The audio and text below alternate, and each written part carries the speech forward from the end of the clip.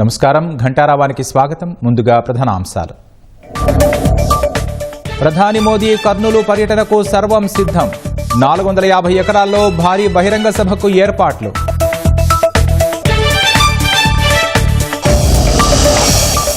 Double engine సర్కార్తో రాష్ట్రానికి ఎంతో మేలన్న CM. ప్రధాని పర్యటనను విజయవంతం చేయాలని నేతలకు పిలుపు.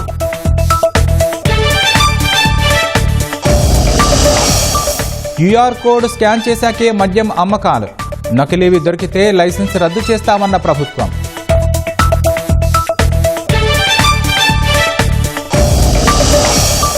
నెల్లూరు జిల్లా తెల్లపాడు వద్ద రోడ్డు ప్రమాదం. బైకును ఢీకొన్న లారీ, ఒకే కుటుంబంలో 3 మృతి.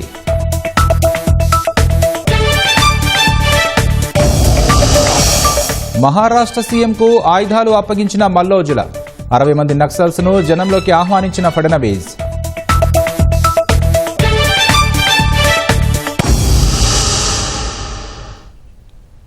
ప్రధాని మోదీ కర్నూలు పర్యటనకు కూటమి ప్రభుత్వం సర్వం సిద్ధం చేసింది. ప్రధాని పర్యటన నేపథ్యంలో ఉమ్మడి కర్నూలు జిల్లాలో కట్టుదిట్టమైన భద్రతా ఏర్పాట్లు చేశారు. వాహనాల రాకపోకలపై ఆంక్షలు విధించారు. కర్నూలు, నంద్యాల జిల్లాల్లో పాఠశాలలకు సెలవులు ప్రకటించారు. గురువారం ఉదయం 7 గంటల తర్వాత ఢిల్లీ నుంచి బయలుదేరి సుమారు 10 గంటల ప్రాంతంలో కర్నూలు విమానాశ్రయం చేరుకుంటారు. అక్కడి నుంచి శ్రీశైలం వెళ్లి బ్రహ్మరాంబ మల్లికార్జున స్వామిని దర్శించుకుని ప్రత్యేక పూజలు చేయనున్నారు. ఆ తర్వాత మధ్యాహ్నం కర్నూలు వస్తారు. నన్నూరులో జరిగే సూపర్ జీఎస్టీ, సూపర్ సేవింగ్స్ సభకు ప్రధాని హాజరవుతారు. ప్రధాని మోదీ కర్నూలు పర్యటనను విజయవంతం చేయాలని ఉమ్మడి కర్నూలు జిల్లా కూటమి నేతలకు సీఎం చంద్రబాబు టెలికాన్ఫరెన్స్ లో పిలుపునిచ్చారు. యోగాంధ్ర, అమరావతి, రిస్టార్ట్ కార్యక్రమాల తరహాలోనే సూపర్ జీఎస్టీ, సూపర్ సేవింగ్స్ సభను విజయవంతం చేద్దామని కోరారు. ప్రధాని మోదీ రాకతో శ్రీశైల క్షేత్రానికి మహర్దశ రాబోతుందన్నారు. కర్నూలు సభా వేదికగా 13,000 కోట్ల విలువైన ప్రాజెక్టులకు ప్రధాని శంకుస్థాపనలు, ప్రారంభోత్సవాలు చేస్తారని తెలిపారు. రాయలసీమకు పెద్ద ఎత్తున పరిశ్రమలు తీసుకొస్తున్నామని, తిరుపతి, శ్రీశైలం, గండికోటను పర్యాటకంగా అభివృద్ధి చేస్తున్నామని చంద్రబాబు వివరించారు. డబుల్ ఇంజిన్ సర్కార్ విధానాలతో రాష్ట్రానికి అనేక ప్రయోజనాలున్నాయన్న సీఎం, కేంద్రం సహకారంతో రాష్ట్రానికి పెద్ద ఎత్తున లాభం చేకూరుతుందన్నారు. విశాఖకు గూగుల్ ఏఐ డేటా హబ్ రావడంలో ప్రధాని, కేంద్ర మంత్రుల చొరవ ఉందని, ఐటీ మంత్రి లోకేష్ ప్రధాన పాత్ర పోషించారని తెలిపారు. నకిలీ మద్యం నివారణకు నిబంధనలను రాష్ట్ర ప్రభుత్వం కఠినతరం చేసింది. మద్యం దుకాణాలు, బార్లలో నాణ్యమైన మద్యం అమ్మకాలు జరిగేలా ప్రత్యేక చర్యలు చేపట్టింది. ఏపీ ఎక్సైజ్ సురక్ష యాప్లో స్కాన్ చేశాకే దుకాణదారులు మద్యాన్ని విక్రయించాలని నిబంధనను ప్రభుత్వం అమల్లోకి తెచ్చింది.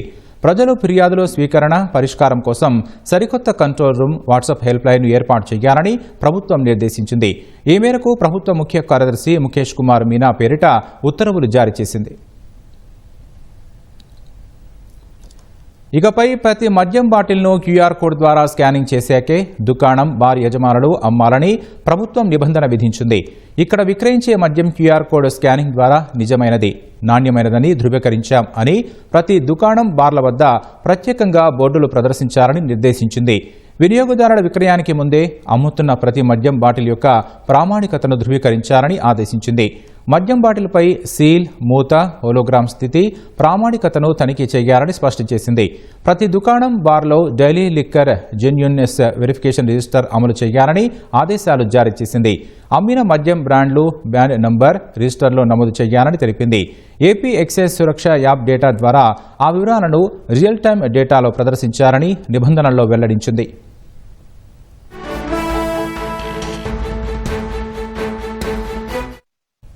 ఎక్సైజ్ సిబ్బంది ప్రతిరోజు మద్యం దుకాణం, బార్లలో ర్యాండమ్ విధానంలో తనిఖీలు చేయాలని తాజాగా ప్రభుత్వం ఆదేశించింది. తనిఖీల వివరాలను దుకాణంలోని రిజిస్టర్లో నమోదు చేసి ఎక్సైజ్ అధికారి రోజు సంతకం చేయాలని సూచించింది. మద్యం తయారీ డిపో నుంచి మద్యం స్టాక్ అందిన తర్వాత ప్రతి షాప్, బార్లో ప్రతి సరుకులోని కనీసం 5% బాటిళ్లను స్కాన్ చేయాలని నిబంధన అమల్లోకి తెచ్చింది. బ్యాచ్ వెరిఫికేషన్ సర్టిఫికేషన్పై లైసెన్స్దారు సంతకం చేయాలని నిబంధనల్లో స్పష్టం చేసింది. సర్టిఫికేట్ను ఢిల్లీ లిక్కర్ జెన్యూన్నెస్ వెరిఫికేషన్ రిజిస్టర్లో నమోదు చేయాలని ఆదేశాలు జారీ చేసింది.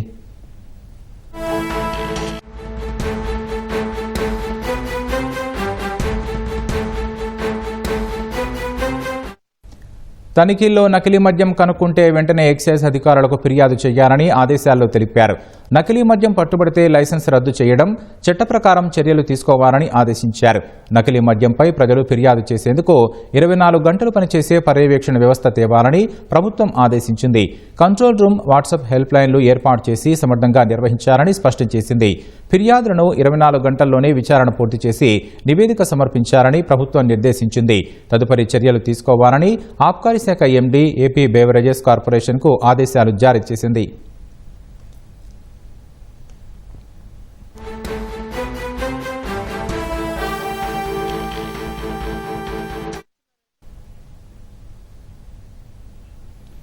కృష్ణా జిల్లా నిమ్మలూరులోని భారత్ ఎలక్ట్రానిక్ లిమిటెడ్ను రేపు ప్రధాని మోదీ వర్చువల్ విధానంలో ప్రారంభించనున్నారు.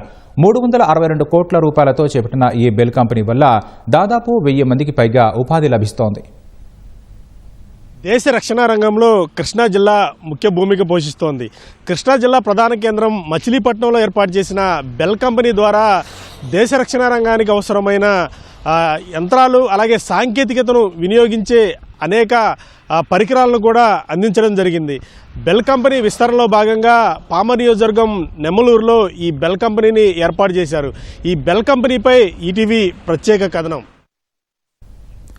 ఇటీవల జరిగిన ఆపరేషన్ సింధూర్లో శత్రు దేశానికి చుక్కలు చూపించిన యాంటీ డ్రోన్ సిస్టమ్ను దేశానికి అందించిన కృష్ణా జిల్లా పామరు నియోజకవర్గం నిమ్మలూరులోని భారత్ ఎలక్ట్రానిక్ లిమిటెడ్ను 362 కోట్ల రూపాయలతో 2016లో అప్పటి కేంద్ర మంత్రి వెంకయ్యనాయుడు, నాటి సీఎం చంద్రబాబు శంకుస్థాపన చేశారు. ఎన్నో అడ్డంకులు దాటుకుని బెల్ పరిశ్రమ ఏర్పాటుకు అవసరమైన భూమి కేటాయింపుల్లో తొలుత ఇబ్బందులు ఎదుర్కోవడంతో ఈ కంపెనీ ఉత్తరప్రదేశ్కు తరలిపోతుందని అప్పట్లో ఊహాగానాలు వినిపించాయి. ప్రభుత్వం దేవాదాయ శాఖ భూమి కేటాయింపు చేయడంతో అన్ని అడ్డంకులు దాటుకొని నిమ్మలూరులో బెల్ కంపెనీ ఏర్పాటైంది. శంకుస్థాపన చేసి పనులు మొదలయ్యేసరికి ప్రభుత్వం మారడంతో గత ప్రభుత్వ జమానాలో నిర్మాణ పనులపై దృష్టి పెట్టలేదు. కూటమి ప్రభుత్వం అధికారంలోకి వచ్చిన తర్వాత నిరంతర పర్యవేక్షణతో పనులు వేగంగా పూర్తవడంతో ఇక్కడ కార్యకలాపాలు మొదలయ్యాయి. దీంతో వేల మంది యువతకు నైపుణ్య శిక్షణ, ప్రత్యక్ష పరోక్ష ఉపాధి లభిస్తోంది.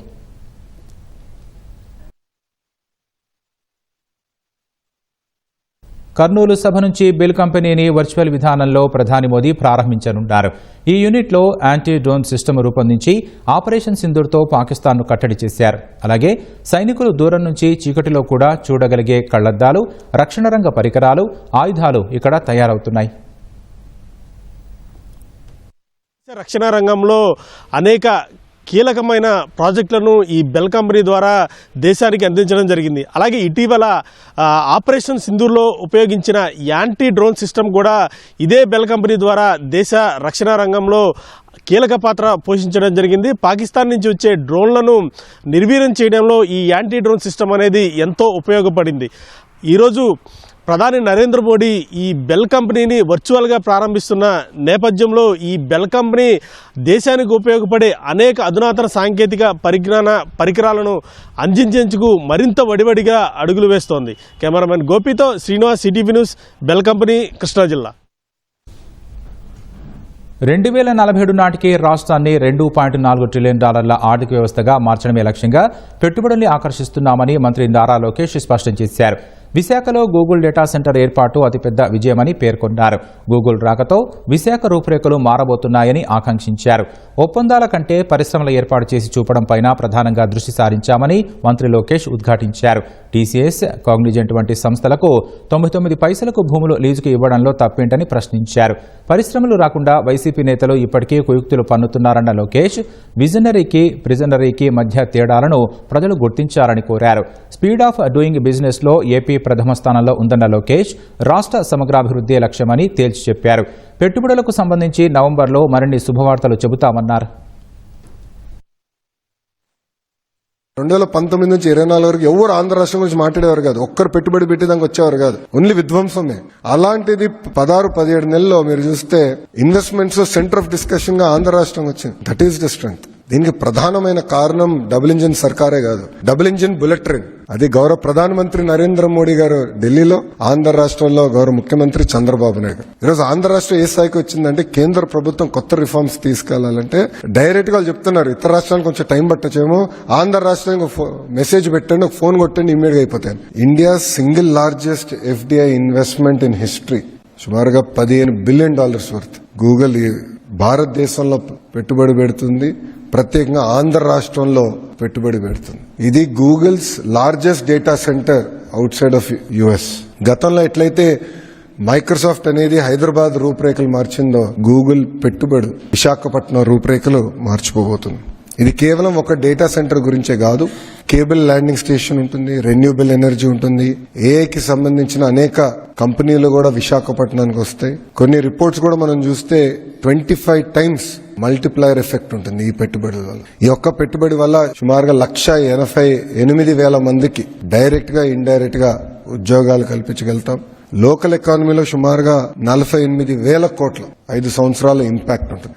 మా లక్ష్యం ఒకటే, ఒకే రాష్ట్రం ఒకే రాజధాని అభివృద్ధి వికేంద్రీకరణ. అన్ని ప్రాంతాలని సమగ్ర అభివృద్ధి చేసి వర్టికల్ హారిజాంటల్ ఇంటిగ్రేషన్ చేస్తున్నాం. అందుకే కంప్రెస్డ్ బయోగ్యాస్ అంతా ఒక జోన్ లో, ఎలక్ట్రానిక్స్ మ్యానుఫ్యాక్చరింగ్ ఒక జోన్ లో, సిమెంట్ మ్యానుఫ్యాక్చరింగ్ ఒక జోన్ లో, ఆటోమోటివ్ ఒక జోన్, డ్రోన్ సిటీ కర్నూల్ అట్లా ఒక జోన్ లో. క్లస్టర్ బేస్డ్ అప్రోచ్ అనేది ఆంధ్ర రాష్ట్ర ప్రభుత్వం తీసుకుని 2047కి $2.4 ట్రిలియన్ ఎకానమీగా ఆంధ్ర రాష్ట్రాన్ని తీర్చిదిద్దడానికి కూటమి ప్రభుత్వం అడుగులేస్తాం జరుగుతుంది. గ్రేటర్ విశాఖపట్నం ఎకనామిక్ కారిడార్ ని $1 ట్రిలియన్ ఎకానమీ చేయాలి. హైదరాబాద్ కి 30 సంవత్సరాలు ఏదైతే పట్టిందో అది 10 సంవత్సరాలు విశాఖపట్నం చేసి చూపించాల లక్ష్యంతో ప్రజాప్రభుత్వం పనిచేస్తుంది. ఒక పక్కన విశాఖపట్నంలో అమరావతి ఈ రీజన్ రెండోది, మూడోది రాయలసీమ ఎకనామిక్ కారిడార్. ఇట్లా 3 స్పెసిఫిక్ ఎకనామిక్ కారిడార్స్ చేయాలనేది గౌరవ ముఖ్యమంత్రి గారు నిన్న చాలా క్లారిటీ ఇచ్చారు. మొన్న కౌన్సిల్లో బొత్స గారు మాట్లాడుతూ కంపెనీలు మీరు రూపాయికే ఇస్తున్నారు భూములు అంటే నేను చాలా స్పష్టంగా చెప్పింది, 2 సంస్థలకు మేము ఇచ్చాం. ఒకటి TCS, రెండోది కాగ్నిసెంట్. ఇది కాకుండా నేను ఎవరికైనా ఇచ్చుంటే నాకు మీరు నిరూపిస్తే ఇదే ఫ్లోర్ పై నేను రాజీనామా చేస్తానని సవాల్ కూడా చేశాను. ఆయన ఏం మాట్లాడలేదు. 25,000 IT ఉద్యోగాలు అనేది it creates an economic impact north of 15,000 crores. ఒక పక్కన TCS, కాగ్నిసెంట్, యాక్సెంచర్ ఇట్లా అనేక కంపెనీలు తీసుకొస్తున్నాం, GCCలు తీసుకొస్తున్నాం, ఇంకో సైడ్ డేటా సెంటర్స్ తీసుకొస్తున్నాం. We're building the entire eco that is the difference between a prisonary and a visionary. November మాసంలో ఆ అనౌన్స్మెంట్స్ కూడా ఉంటాయి. అసలు ఏ ఒక్క పెట్టుబడులను కూడా మేము వదిలేసుకునేందుకు సిద్ధంగా లేము. Every rupee matters, every investment matters. నవంబర్లో మంచి న్యూస్ ఇస్తానని చెప్పా కదా. విశాఖలో గూగుల్ పెట్టుబడుల్ని వైసీపీ మినహా అందరూ స్వాగతిస్తున్నారని టీడీపీ పొలిట్ బ్యూరో సభ్యుడు సోమిరెడ్డి చంద్రమోహన్ రెడ్డి ఆరోపించారు. చంద్రబాబు, లోకేష్ కృషిని జీర్ణించుకోలేక వైసీపీ అక్కసు వెళ్లగక్కుతోందని మండిపడ్డారు. గూగుల్ సంస్థ రావటం వైసీపీ తప్ప అందరూ స్వాగతిస్తున్నారు. గూగుల్లో 6093 అని కొడితే జగన్మోహన్ రెడ్డి జైలు జీవితం బయట వస్తుంది. గూగుల్ టేక్అవుట్ ద్వారా వివేకానంద రెడ్డి హత్య కేసులో అసలు హంతకుల్ని సిబిఐ గుర్తించి వాళ్ళని పట్టించింది గూగుల్ సంస్థ కాబట్టి హంతకుల్ని పట్టించారు ఆయన వర్గాన్ని. దాని మీద బహుశా పెద్ద కోపం ఉండొచ్చు. మూడోది ఏంటంటే రాజా కరప్షన్ అని కొడితే గూగుల్లో తండ్రిని అడ్డం పెట్టుకొని 1,000 కోట్లు దోపిడీ చేసిన జగన్మోహన్ రెడ్డి అవినీతి చరిత్ర బయట వస్తుంది. అందుకని ఆ సంస్థ మీద కోపం. మీరా ఈ రాష్ట్రానికి ఒక ముఖ్యమంత్రి కావటం అంటే దురదృష్టం. మళ్ళీ నేనే వస్తాను అని చెప్పుకోవటం అంతకంటే దురదృష్టం. గురువారం కర్నూలులో జరగనున్న ప్రధాని మోదీ పర్యటనకు అన్ని ఏర్పాట్లు పూర్తి చేసినట్లు కర్నూలు కలెక్టర్ డాక్టర్ ఏ సిరి తెలిపారు. 3 లక్షల మందికి సరిపడా ఏర్పాట్లు పూర్తి చేసినట్లు చెప్పారు. మధ్యాహ్నం బహిరంగ ప్రారంభం అవుతుందని చెబుతున్న సిరితో మా ప్రతినిధి శ్యామ్ ముఖాముఖి.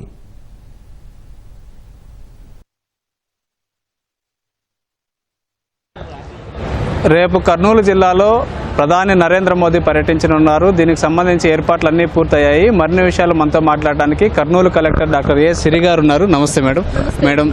PM టూర్కి సంబంధించి ఇప్పటివరకు అప్డేట్స్ ఏంటి? హెచ్పిఎం గారు రేపు మార్నింగ్ కర్నూలు ఎయిర్పోర్ట్లో దిగుతున్నారండి. అక్కడి నుంచి శ్రీశైలం దర్శన్కి వెళ్తారు. అక్కడి నుంచి ఇక్కడికి మధ్యాహ్నం వస్తారు. మెయిన్గా మనకి ఇక్కడికి వచ్చిన తర్వాత పబ్లిక్ మీటింగ్, ఇక్కడ మనం 3 లక్షల మందిని మొబిలైజ్ చేసుకుంటూ ఉన్నాము. దానికోసం ఏర్పాట్లన్నీ చేసాము పబ్లిక్కి. మెయిన్గా ఫుడ్ కానీ, అలాగే బ్రేక్ఫాస్ట్, లంచ్, తర్వాత కింద మళ్ళీ ఈవినింగ్ స్నాక్స్ ఇస్తూ ఉన్నాము, బటర్ మిల్క్ ఇస్తున్నాము, అలాగే వాటర్ పెట్టుకున్నాము. తర్వాత వాళ్ళకి టాయిలెట్స్ అవసరాలు ఉండే అవకాశం ఉంటుంది కాబట్టి టాయిలెట్స్ కూడా ఎరెక్ట్ చేసుకోవడం జరిగింది. పార్కింగ్ ఏరియాస్ మొత్తం క్లియర్ చేసుకొని, లెవెలింగ్ చేసుకొని ఇంటర్నల్ రోడ్స్ పెట్టుకున్నాము. దానికి సైన్ బోర్డ్స్ కూడా పెట్టుకున్నాము, ఏ పార్కింగ్ ఏది అనేది. సో వాళ్ళకి ఇండికేషన్ ఈజీగా ఉంటుంది కాబట్టి. తర్వాత వీవీఐపీస్ రూట్ కూడా వేరేగా పెట్టుకున్నాము. తర్వాత మనకి మీటింగ్ వెన్యూలో కూడా అందరికీ సెపరేట్గా ఎంట్రీస్ పెట్టుకున్నాము. సో ఎవరికి ఇబ్బంది లేకుండా లోపలికి వెళ్ళడానికి కోసం. ఇదే కాకుండా అన్ఇంటరప్టెడ్ పవర్ సప్లై కూడా పెట్టుకోవడం జరిగింది. ఆనరబుల్ పీఎం గారు వచ్చిన తర్వాత కొన్ని ప్రాజెక్ట్స్ ఫౌండేషన్ స్టోన్ లే చేయడం కానీ, ఇనాగ్రేషన్ చేయడం కానీ, అలాగే డెడికేషన్ టు ద నేషన్ కూడా కొన్ని ప్రాజెక్ట్స్ ఉన్నాయి. సో అవన్నీ చేసుకొని పబ్లిక్కి అడ్రస్ చేసుకున్న తర్వాత honourable PM he will return back to Delhi. పొద్దున ఎన్ని గంటల కార్యక్రమాలు మన దగ్గర ప్రారంభమవుతాయి? మార్నింగ్ శ్రీశైలంలో ఉంటుందండి, ఆఫ్టర్నూన్ మన దగ్గర ఉంటుంది. సో మధ్యాహ్నం లంచ్ చేసుకుని వచ్చిన తర్వాత ఇక్కడ ప్రోగ్రామ్స్ అన్నీ ఉంటాయి. సాయంత్రం ఢిల్లీకి వెళ్ళిపోతారు. ఈ కల్చరల్ ప్రోగ్రామ్స్ కానీ ఇవన్నీ ఇట్లాంటివి ఏమైనా ఏర్పాటు? కల్చరల్ ప్రోగ్రామ్స్ ఏర్పాటు చేశామండి. Almost 20 cultural programmes, 250 members participants ఉన్నారు. సో వాళ్ళందరికీ పాసులు కూడా ఇవ్వడం జరిగింది. కల్చరల్ డయాస్ కూడా మీరు అక్కడ మీటింగ్ వెన్యూలో చూస్తే డయాస్ పక్కన కల్చరల్ డయాస్ కూడా ఏర్పాటు చేసుకోవడం జరిగింది. ఒక 3 నుంచి 4 గంటల వరకు కల్చరల్ ప్రోగ్రామ్స్ వెళ్తాయి. మేడం, వర్షాలు వచ్చే అవకాశం ఉంటే కనుక ఎలా ఉంటుంది? ఒకవేళ వర్ష సూచన ఉంటుంది అంటున్నారు. అందుకే కదండి మొత్తం చాలా దగ్గరలో మేము వెట్ మిక్స్, గ్రావెల్ పెట్టి రోల్ చేయించి వెట్ మిక్స్ పెట్టించి మొత్తం వేసుకోవడం జరిగింది. అంటే ముఖ్యంగా మనం గ్రౌండ్ని స్ట్రెంగ్తన్ చేసుకున్నాము. ఒకవేళ ఇంకా ఇబ్బంది ఏమైనా పార్కింగ్ ఏరియాస్ కొంత బ్లాక్ కాటన్ సాయిల్ కూడా మనకి ఇక్కడ ఉంది కాబట్టి ఎక్కడైనా చిన్న ఇబ్బంది ఉంటే కూడా ఆ ప్యాచెస్ మేము పార్కింగ్ చేయకుండా ఖాళీగా ఉంచుకోవడం, అలాగే ఆల్టర్నేట్ పార్కింగ్ ప్లేస్ బయట పెట్టుకోవడం జరిగింది. ఇంకా వర్షం జర్మన్ హ్యాంగర్ మీద పడినా కూడా కింద స్టామ్ డ్రైన్, అంటే మా స్టామ్ వాటర్ అంతా డ్రైన్ అయిపోవడానికి కింద డ్రైన్స్ కూడా పెట్టుకోవడం జరిగిందండి. సీఎం గారు ఎప్పుడు వచ్చే అవకాశం ఉంది? సీఎం గారిది ఎట్లా ఉండదు? హెచ్సిఎం గారు కూడా పొద్దున్న వస్తారండి. ఆనరబుల్ ఆనరబుల్ పీఎం గారిని రిసీవ్ చేసుకోవడానికి ఆనరబుల్ సీఎం ఫస్ట్ ముందు వస్తారు. ఎన్ని గంటలకు మొత్తం పూర్తి అయిపోతాయి? 5 గంటలకు పూర్తి అయిపోతాయండి. ఏమైనా చెప్పేది ఏమైనా ఉందా మేడం ప్రజలకు కానీ? పబ్లిక్కి చెప్పేది ఒకటేనండి, ఇప్పుడు జిఎస్టీ రిఫార్మ్స్ కూటమి ప్రభుత్వం తీసుకొచ్చింది. ముఖ్యంగా కొనేటప్పుడు, షాప్కి వెళ్ళి ఏదైనా కొనేటప్పుడు పాత రేట్ అమ్ముతున్నారా, కొత్త రేట్కి అమ్ముతున్నారా అనేది కంపల్సరీగా పబ్లిక్ అడిగితే వాళ్ళకప్పుడు షాప్ కీపర్స్కి కూడా వాళ్ళు భయపడి కరెక్ట్ రేటుకి ఇచ్చే అవకాశం ఉంటుంది. కాబట్టి కంపల్సరీగా ఎంత ట్యాక్స్, ఏ ఐటమ్ మీద ఎంత ట్యాక్స్ తగ్గింది అనేది కంపల్సరీగా పబ్లిక్ తెలుసుకోవాలని నేను రిక్వెస్ట్ చేస్తున్నాను. Thank you madam. ఇది Kurnool collector doctor A Siri గారు చెప్తుంది. కెమెరామెన్ శేషుతో శ్యామ్, ఈటీవీ న్యూస్, కర్నూలు. నెల్లూరు జిల్లా కలిగిరి మండలం తెల్లపాడు వద్ద ఘోర రోడ్డు ప్రమాదం జరిగింది. కలిగిరి నుంచి దూబగుంటకు వెళుతున్న బైక్ను బోరువెల్ లారీ ఢీకొట్టింది. ఈ ప్రమాదంలో బైక్పై వెళుతున్న ఒకే కుటుంబానికి చెందిన 3 అక్కడికక్కడే మృతి చెందారు. సమాచారం అందుకున్న పోలీసులు సంఘటనా స్థలానికి చేరుకున్నారు. మృతదేహాలను ఆసుపత్రికి తరలించారు. లారీ అతివేగమే ప్రమాదానికి కారణమని ప్రాథమిక సమాచారం ద్వారా తెలిపారు. పోలీసులు కేసు నమోదు చేసి దర్యాప్తు చేస్తున్నారు. మావోయిస్టు పార్టీ అగ్రనేత మల్లోజుల వేణుగోపాల్ అలియాస్ అభయ్ మహారాష్ట్ర ముఖ్యమంత్రి దేవేంద్ర ఫడ్నవీస్ సమక్షంలో ఆయుధాల్ని అప్పగించారు. మల్లోజులతో పాటు 60 మంది నక్సల్స్ను ఫడ్నవీస్ జనజీవన స్రవంతిలోకి ఆహ్వానించారు. దండకారణ్యంలో మల్లోజుల బృందం వాడిన ఆయుధాలు, వైర్లెస్ కమ్యూనికేషన్ల పరికరాలపై మరింత సమాచారం మా ప్రతినిధి మహేష్ తివారీ అందిస్తారు. పోయిన 40 సంవత్సరాల నుంచి మావోయిస్ట్ ఉద్యమంలో ఒక కీలక పాత్రలో ఉన్న Maoist leader, Maoist central committee సభ్యుడు మల్లోజుల వేణుగోపాల్ అలియాస్ భూపతి అలియాస్ సోను ఇవాళ మహారాష్ట్ర చీఫ్ మినిస్టర్ దేవేంద్ర ఫడ్నవీస్ ముంగటి లొంగిపోయారు. ఆయనతోటి 61 మావోయిస్టులు లొంగిపోయారు. మనం చూడొచ్చు ఈ మావోయిస్టులు వాడుతున్న వేపన్స్ ఇవి అన్ని, అంటే దండకారణ్యంలో ఎలా సెక్యూరిటీ ఫోర్సెస్ ఉన్నాయో వాళ్ళతోటి హోరాహోరీగా ఎన్కౌంటర్లో వాడుకునే ఈ అన్ని వేపన్స్ మనం చూడుకోవచ్చు. ఈ అన్ని వేపన్స్ ఇవాళ భూపతి తోటి వచ్చిన 60 మంది మావోయిస్టులు పోలీసులకు అప్పచెప్పారు. దీంట్లో మనం చూడొచ్చు 303 వేపన్స్ ఉన్నాయి, AK-47 ఉన్నాయి. భూపతి వాడుకునే వేపన్లో మనం చూస్తే ఈ వేపన్ భూపతి వాడుకుంటారు అని చెప్తున్నారు. చాలా పెద్ద వేపన్, ఇది AK-47 అంటారు దీనికి. ఇదే వేపన్ విద్యుత్ దగ్గర ఉంది. ఇది సంవత్సరాల దాకా ఈ వేపన్ తోటి తిరిగేవాళ్ళు. భూపతితోటి మిగతా వచ్చిన వాళ్ళు కూడా ఇలాంటి వేపన్ గా వాడుతున్నారు. అంటే దండకారణ్యంలో పోలీస్ ఫోర్సెస్ మీద అంబుష్ తోటి కానీ లేకుంటే అడవి ప్రాంతంలో ఎలా ఇది చేసుకుని వాళ్ళతోటి చేసే ఎన్కౌంటర్ వాడుకునే అన్ని వేపన్స్ ఇవాళ పోలీసులకు అప్పచెప్పారు. దాంట్లోనే మీకు ఒక చూపిస్తాను నేను. ఇది ఈ కమ్యూనికేషన్ కోసం ఈ వైర్లెస్ సెట్ మావోయిస్టులు వాడుకుంటారు. అడవి ఉన్న ప్రాంతంలో 4-5 కిలోమీటర్లు ఉన్న ఏరియాలో ఇలాంటి వైర్లెస్ సెట్ మావోయిస్టులు వాడుకుంటారు. దాంతో దళ సభ్యులతోటి మావోయిస్ట్ లీడర్లతోటి వాళ్ళ కమ్యూనికేషన్ జరుగుతుంది. అలాగే మావోయిస్టులు అడవి ప్రాంతంలో బయట లోకంలో ఏం జరుగుతుంది దాన్ని తెలుసుకుంటాను. ఈ రేడియో కూడా వాడుకుంటారు. ఈ రేడియో కూడా ఇవాళ ఇక్కడ గడిచిరోలి పోలీసుల ముందు అప్పచెప్పారు. దాంతో మీకు చూస్తే ఎలా ప్రకారంగా దండకార్యంలో మావోయిస్టు వాడుకుంటారు అనేది చూడొచ్చు మీరు. ఈ ఏవైతే ఉన్నాయో ఈ దీంట్లో వేపన్స్తో వాడుకునే ఈ కార్తూస్ ఉన్నాయి. దాంతో అంటే ఒక పెద్ద యుద్ధం ఈ దండకారణ్యంలో మావోయిస్టుల నుంచి సెక్యూరిటీ ఫోర్సెస్ జరుగుతుంది. కానీ ఇవాళ భూపతితో వీళ్ళందరూ లొంగిపోయారు. లొంగిపోయిన తర్వాత ఒక హిస్టారికల్ మూమెంట్ మనం అనొచ్చు. ఇది మావోయిస్ట్ మూమెంట్కు పెద్ద ఎదురు దెబ్బ మనమే అనవచ్చు. మహేష్ తివారీ, ఈటీవీ న్యూస్, గడ్చిరోలి. బీహార్ ఎన్నికల వేళ సీఎం నితీష్ కుమార్ నేతృత్వంలోని జనతాదళ్ యునైటెడ్ జేడీయూ పార్టీ అభ్యర్థుల తొలి జాబితా విడుదల చేసింది. మొత్తం 101 స్థానాల్లో పోటీ చేయనున్న జేడీయూ ఈ జాబితాలో 57 మంది పేర్లను ఖరారు చేసింది. మిత్రపక్షమైన చిరాగ్ పాస్వాన్ నేతృత్వంలోని లోక్ జనశక్తి పార్టీ కోరిన 4 స్థానాల్లో సైతం జేడీయూ అభ్యర్థులను ఖరారు చేయడం గమనార్హం. పదే చర్చలు జరిగినప్పటికీ ఈ బలమైన నియోజకవర్గాలను వదులుకోవడానికి జేడీయూ ఇష్టపడలేదని తెలిసింది. తాజా పరిణామాలు ఎన్డీఏ కూటమిలో చీలికలు పెడుతున్నట్లు సూచిస్తోందని నిపుణులు చెబుతున్నారు. దానాపూర్, లాల్గంజ్, హిసువా, అర్వాల్ వంటి సీట్ల విషయంలో పాస్వాన్ను బీజేపీ రాజకీయ ఒప్పించినప్పటికీ సీట్ల పంపకాల ఒప్పందాన్ని ధిక్కరించడం ద్వారా జేడీయూ ఒక అడుగు ముందుకు వేసిందని పేర్కొన్నారు. మరోవైపు ఇప్పటికే 71 స్థానాలకు అభ్యర్థులను ప్రకటించిన బీజేపీ రెండో జాబితా విడుదల చేసింది. 12 మందికి ఇందులో చోటు కల్పించింది. గాయని మైథిలి ఠాకూర్కు అలీనా నగర్ సీటు కేటాయించింది. 243 నియోజకవర్గాలున్న బీహార్లో బీజేపీ 101, జేడీయూ 101, లోక్ జనశక్తి 29 స్థానాల్లో పోటీ చేస్తున్నాయి. చెరో 6 స్థానాలను ఆర్ఎల్ఎం, హెచ్ఐఎంలకు కేటాయించారు. బీహార్ ఎన్నికల వేళ రఘుపూర్ నియోజకవర్గం నుంచి రాష్ట్రీయ జనతా దళ్ ఆర్జేడీ నాయకుడు తేజస్వి యాదవ్ నామినేషన్ పత్రాలను దాఖలు చేశారు. అజీపూర్ కలెక్టరేట్లో ఆయన తల్లిదండ్రులు లాలు ప్రసాద్ యాదవ్, రబ్రీదేవితో పాటు ఇతర కుటుంబ సభ్యుల సమక్షంలో నామినేషన్ వేశారు. పట్నా నుంచి బయలుదేరిన తర్వాత దారి పొడవునా ఉన్న పార్టీ మద్దతుదారులకు అభివాదాలు చేస్తూ తేజస్వి ముందుకు సాగారు. మార్గమధ్యలో కార్యకర్తలు తేజస్వి కుటుంబం ప్రయాణిస్తున్న వాహనంపై పూలు కురిపించారు. రఘుపూర్లో హ్యాట్రిక్ కొట్టాలని 35 ఏళ్ల తేజస్వి సంకల్పించుకున్నారు. గతంలో ఇదే నియోజకవర్గం నుంచి తేజస్వి తల్లిదండ్రులు ఇద్దరు విజయం సాధించి రాష్ట్రానికి ముఖ్యమంత్రుడిగా పనిచేశారు. 20 ఏళ్ల తర్వాత ఎలాగైనా అధికారంలోకి రావాలని గట్టిగా పోరాటం చేస్తున్న ఆర్జేడీ ఇండీ కూటమిలో భాగంగా ఉంది. అయితే సీట్ల సర్దుబాటు సంఖ్య విషయంలో కాంగ్రెస్తో ఆర్జేడీకి అవగాహన కుదిరినా కొన్ని బలమైన నియోజకవర్గాలకు సంబంధించి రెండు పార్టీల మధ్య ప్రతిష్టంభన కొనసాగుతోంది. బీహార్ను కొట్టి తీరాలనే కసితో ఉంది మహాగఠబంధన్. కానీ ఇప్పటికీ సీట్ల లెక్కలు మాత్రం తీరలేదు. ఎన్నికల షెడ్యూల్ విడుదలై 10 రోజులు దాటినా అడుగు ముందుకు పడలేదు.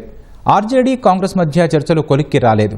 కమ్యూనిస్టులతో సర్దుబాటు సదుగానే ఉన్నా కాంగ్రెస్తో తేల్చుకోవడమే కష్టంగా ఉందని ఆర్జేడీ భావిస్తోంది. మరింత ఆలస్యమైతే ప్రచారం చేసేది ఎప్పుడంటూ రెండు పార్టీల నేతలు ఆందోళన చెందుతున్నారు. గత ఎన్నికల్లో చిన్న తేడాతో బీహార్లో అధికారానికి దూరమైన మహాగఠబంధన్ ఈసారి ఎలాగైనా కుర్చీపై కూర్చోవాలనే పట్టుదలతో ఉంది. కానీ పార్టీల మధ్య పొత్తుల లెక్కలే ఇంకా తేలడం లేదు. ఏ పార్టీ ఎన్ని సీట్లలో పోటీ చేయాలనే అంశంపై ఆర్జేడీ, కాంగ్రెస్ చర్చోపచర్చలు సాగిస్తున్నాయి. 130కి పైగా సీట్లలో పోటీ చేయాలని ఆర్జేడీ భావిస్తోంది. కాంగ్రెస్ కు 50 నుంచి 58 సీట్లకు మించి ఇవ్వలేమని చెబుతోంది. దీనిపై హస్తం పార్టీ అభ్యంతరాలు వ్యక్తం చేస్తోంది. గత ఎన్నికల్లో పోటీ చేసిన సీట్లకు మించి తీసుకుంటామే తప్ప అంతకు తగ్గడానికి సిద్ధంగా లేమని తేల్చి చెబుతోంది. ఇక్కడే రెండు పార్టీల మధ్య పీటముడి పడింది.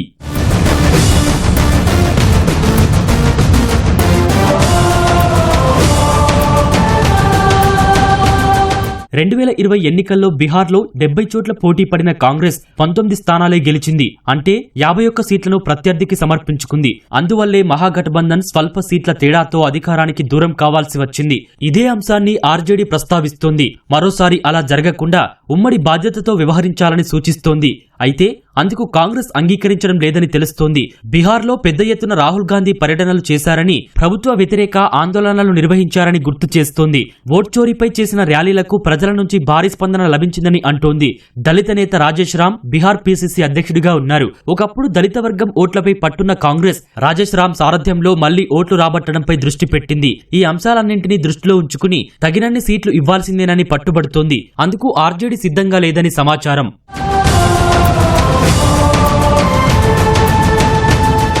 సీట్ల పంచాయతీ కొలిక్కి తేవడంపై ఆర్జేడీ, కాంగ్రెస్ అగ్రనేతలు దృష్టి సారించారు. 50 స్థానాలకు పేర్లు ఖరారు చేయడంపై పార్టీ జాతీయ అధ్యక్షుడు ఖర్గే, లోక్సభలో విపక్ష నేత రాహుల్ గాంధీ సమక్షంలో ఎన్నికల కమిటీ చర్చించింది. కూటమి లెక్కలు తేల్చుకునేందుకు ఆర్జేడీ ముఖ్య నేత తేజస్వి యాదవ్ ఢిల్లీలోనే ఉన్నారు. కాంగ్రెస్ తో చర్చలు జరుపుతున్నారు. ఇదే సమయంలో మంగళవారం రాత్రి ఆర్జేడీ అధినేత లాలూ ప్రసాద్ యాదవ్ కొందరు అభ్యర్థులను ప్రకటించడం కలకలం రేపింది. దీనిపై కాంగ్రెస్ నేతలు తీవ్ర అసంతృప్తి వ్యక్తం చేసినట్లు సమాచారం. వెంటనే రంగంలోకి దిగిన తేజస్వి సీట్ల ప్రకటన ఆపించారు.